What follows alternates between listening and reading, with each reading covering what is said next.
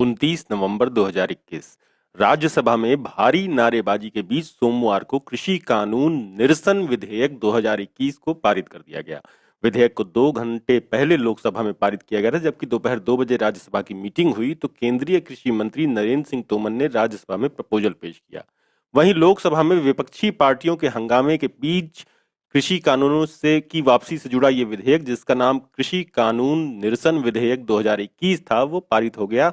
विपक्ष ने बिना चर्चा के विधेयक पारित करवाने को लोकतंत्र के लिए काला दिन बताया, तो वहीं पर सरकार ने विपक्ष पर जानबूझ करके हंगामा करने और सदन की कार्रवाई को बाधित करने का आरोप लगाया। बिल पारित होने के बाद एनसीपी सांसद सुप्रिया सुले ने कहा कि ये लोकतंत्र के लिए काला दिन है। सरकार मन की बात करती है लेकिन जन की बात से दुम दबा के भागती है। लोकसभा में विपक्ष के नेता अधीर रंजन चौधरी ने आरोप लगाया कि सरकार डर के कारण चर्चा से भाग गई। उन्होंने कहा कि विरोधी दल सरकार से एमएसपी पर कानून बनाने की मांग कर रहे थे। हम चाहते थे कि कृषि कानूनों की वापसी वाले विधेयक पर चर्चा हो ताकि हम एमएसपी पर, किसानों को मुआवजे पर और किसानों के खिलाफ दर्ज एफआईआर पर अपनी बात कह सकें, लेकिन सरकार ने बिना चर्चा के ही बिल को पारित करवा दिया। विपक्ष के आरोपों पर पलटवार करते हुए केंद्रीय मंत्री प्रहलाद जोशी ने कहा कि बड़ा दिल दिखाते हुए प्रधानमंत्री ने किसान संगठनों की मांग मानकर इसे वापस लेने का फैसला किया। विपक्ष भी तीनों कृषि कानूनों की वापसी की मांग कर रहा था। हम उनकी बात मानकर कृषि कानूनों की वापसी का ये बिल लेकर आए थे। सरकार आज ही इसे लोकसभा और राज्यसभा से भी पारित करवाकर एक संदेश देना चाहती है, लेकिन विपक्ष ने इसे रोकने की कोशिश की और वो लगातार हंगामा करते रहे। उन्होंने आरोप लगाया कि विपक्ष ये बताए कि आखिर उनकी मंशा क्या है। वहीं कांग्रेस नेता राहुल गांधी ने कहा कि ये काफी दुर्भाग्यपूर्ण है कि तीनों कानूनों को बिना चर्चा के ही वापस ले लिया गया। इस मौके पर राहुल गांधी ने प्रधानमंत्री नरेंद्र मोदी पर भी जमकर हमला बोला। उन्होंने पीएम मोदी के उस संबोधन का जिक्र किया जिसमें कानूनों को उन्होंने वापस लेने का ऐलान किया था। राहुल गांधी ने कहा कि आपने कहा प्रधानमंत्री ने माफी मांगी, इसका मतलब प्रधानमंत्री ने ये माना कि उनकी गलती की वजह से आज 700 लोग मारे गए, उनकी गलती की वजह से आंदोलन हुआ। अगर उन्होंने गलती मानी है तो नुकसान की भरपाई तो करनी ही पड़ेगी।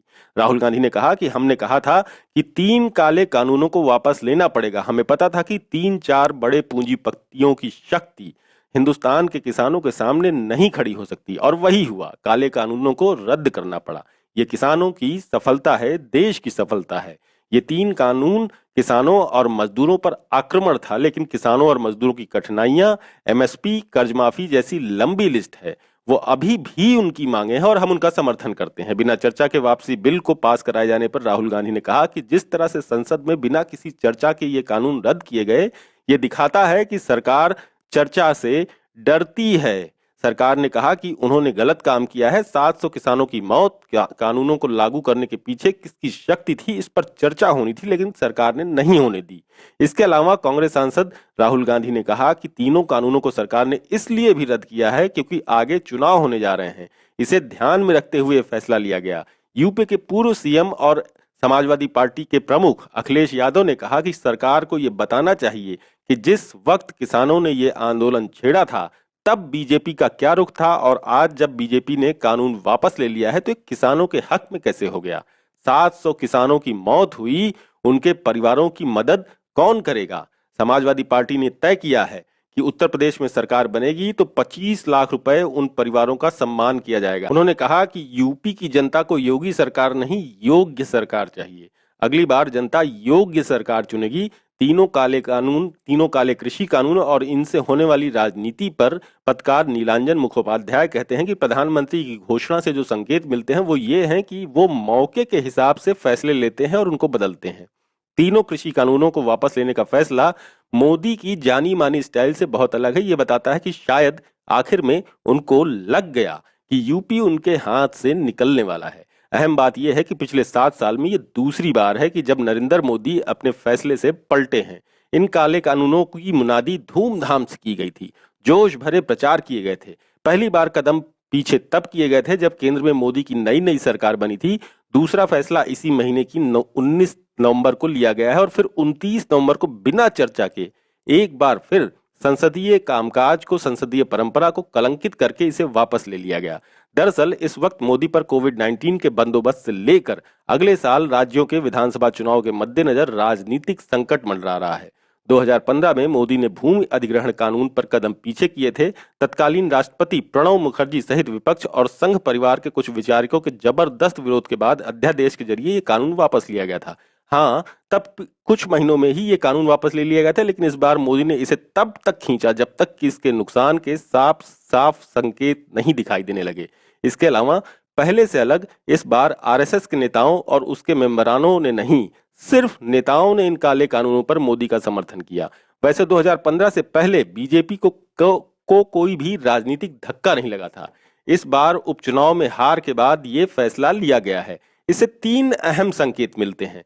पहला, मोदी की शख्सियत की कई तहें हैं और उनमें से एक तह अपनी मनमर्जी करने की है। मोदी ने विचारधारा के स्तर पर कई फैसले किए, जैसे अनुच्छेद 370, 3 तलाक और नागरिकता संशोधन कानून। इसका खूब शोर मचा। पब्लिसिटी मशीनरी और सोशल मीडिया सहित गोदी मीडिया ने इसके लिए जान लड़ा दी। विपक्ष उलझन में पड़ गया। लगने लगा कि सत्ता की कुर्सी पर काबिज लोग देश की एक एक ईंट उखाड़ फेंकना चाहते हैं। कुछ ही महीनों में यह साफ था कि वाकई ये लोग यही करना चाहते हैं और मोदी ने सिर्फ कानून में सुधार करने के लिए कदम नहीं उठाया था। ये कदम राजनीतिक ज्यादा था। फिर भी मोदी की मर्जी के आगे किसी की नहीं चली। अब सवाल यह है कि क्या काले कानूनों की वापसी का ये कदम बहुत देर से तो नहीं उठाया गया। सबसे बड़ा शक तो इसी बात पर है कि क्या इस कदम से बीजेपी अपने नुकसान की भरपाई कर पाएगी। ये शक दो वजहों से पैदा होता है। पहला, किसान और दूसरे विरोधी गुट खुशी से भरे हुए हैं और उन्हें लग रहा है कि यह फैसला एक सुनहरा मौका है उनके लिए। मोदी की घोषणा इस बात का सबूत है कि 300 से भी ज्यादा सांसदों वाली सरकार ने प्रदर्शनकारियों के शांतिपूर्ण अहिंसक आंदोलन के आगे घुटने टेक दिए। दूसरी तरफ मोदी भक्तों में नाराजगी है। उन्हें मोदी ऐसे कमजोर और मौका परस्त नेता लग रहे हैं जो चुनाव के हिसाब से फैसले लेते और उनको बदलते हैं। विडंबना यह है कि तुष्टीकरण करने वालों के काइया पैतरे ने अब पलटकर खुद ही उन पर वार कर दिया है। भक्तों में वो भी हैं जिन्होंने बीजेपी की तरफ से ये प्रोपेगेंडा किया था कि किसान आंदोलन के नाम पर खालिस्तानी और देशद्रोही लोगों ने तूफान मचाया हुआ है। अब जबकि संसद में मोदी ने फिर से कलंक लगाकर पुराना कलंक साफ करने की कोशिश की है, तो क्या कोई बताएगा कि क्या टूल किट्स जैसी झूठी और षड्यंत्र भरी कहानियां सिर्फ लोगों को गुमराह करने के इरादे से सुनाई गई थीं? उत्तर प्रदेश, पंजाब और उत्तराखंड विधानसभा चुनाव में अब बस कुछ ही महीने बचे हैं। इन राज्यों में इस आंदोलन का सबसे ज्यादा असर है। ऐसे में क्या मोदी और उनकी पार्टी के पास इतना वक्त बचा है कि वो किसानों और खफा हो चुके अपने तरफदारों को वापस अपने पाले में घसीट सकें? वैसे एक बात बता दें कि खेती कानूनों पर यू टर्न से पता चलता है कि मोदी को खेती का घंटा कुछ नहीं पता। इसके अलावा वो ऐसे वादे करते हैं जो आज तक निभाए ही नहीं गए और ना ही उनको निभाना मुमकिन है, जैसे 2022 तक किसानों की इनकम को दोगुना करना। दिलचस्प ये है कि ये वक्त 2022 में दुगना करने वाला बस अब कुछ ही हफ्तों में आने वाला है। यूपी के चुनाव में किसान अपनी इनकम के बारे में तो पूछेंगे ही, अपनी जेब भी जरूर टटोलेंगे। फिर जैसे मोदी ने कभी ये वादा किया था कि जब वो सत्ता में आएंगे तो हर आदमी के बैंक खाते में 15-15 लाख रुपए आ जाएंगे। इन दोनों वादों ने ये भी दिखाया है कि मोदी ऐसे नेता हैं जो नामुमकिन वादे करते हैं। गुजरात के मुख्यमंत्री के तौर पर मोदी ने खेती के मामलों को दबा दिया क्योंकि वहां जमीनी सच्चाई अलग थी, लेकिन प्रधानमंत्री के रूप में पिछले 7 सालों के दौरान देश के बाकी राज्यों की संवेदनाओं को वो भांप नहीं पाए, खासकर भारत का हृदय कहलाने वाले राज्यों की। ये समझाता है कि मोदी सियासत के दांव पेंच तो बखूबी जानते हैं, लेकिन आर्थिक मामलों में ढक्कन है, निलबटे सन्नाटा है। नोटबंदी के दौरान भी यही दिखा था। इसके अलावा जिनसे सलाह ली गई वो हाँ में हाँ मिलाने वाले ही थे। खेती कानूनों को वापस लेना और भी बड़ी हैरानी वाली बात थी, क्योंकि भले ही किसान नेताओं ने अपने संघर्ष का जोश सामने न दिया हो, लेकिन इन नेताओं की अपनी कोई बड़ी राजनीतिक रणनीति नहीं थी, ना ही वो एक दूसरे के साथ थे। मोदी को इसका फायदा भी है और नुकसान भी। फायदा ये था कि ऐसे बिखरे नेतृत्व के चलते प्रधानमंत्री को राजनीतिक वापसी का रास्ता मिल सकता है, लेकिन खतरा ये है कि ये आंदोलन किसी खास नेता का नहीं है, किसानों का बन चुका है। आंदोलनकारियों के पास एक संगठनात्मक नेटवर्क नहीं है। दूसरी तरफ बीजेपी और उसकी सरकार के पास अनगिनत एजेंसियां हैं, पूरी पार्टी मशीनरी काम पर लगी हुई है। साफ है कि कोई भी राष्ट्रीय आंदोलन भले ही असंगठित जनता की अगुवाई में चलाया जाए, दमन करने वाली सरकारों के सिंहासन को भी हिला के उखाड़ के फेंक देता है, चूंकि उसकी नींव में जन संवेदनाएं होती हैं।